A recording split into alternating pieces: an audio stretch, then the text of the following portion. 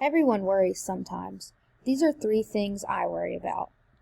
The first thing I worry about is other people. I always worry how other people are feeling, and I want to make sure that everybody's okay. So I always like to check on my friends and family members and make sure there's nothing wrong and see if there's anything I can do to help. The second thing I worry about is checking off my to-do list. I often have a lot of things to do, and I get overwhelmed with how many things I have to do, so it helps me to check off different items on my to-do list, but it also worries me that I'm not going to have enough time to get everything done. And the third thing is I am an overthinker. I constantly think and think and think. I worry about what people think about me, and I worry about overthinking situations, or in other words, thinking too much about something, and then it ends up being something I shouldn't have even worried about. I can't wait to hear about what worries you.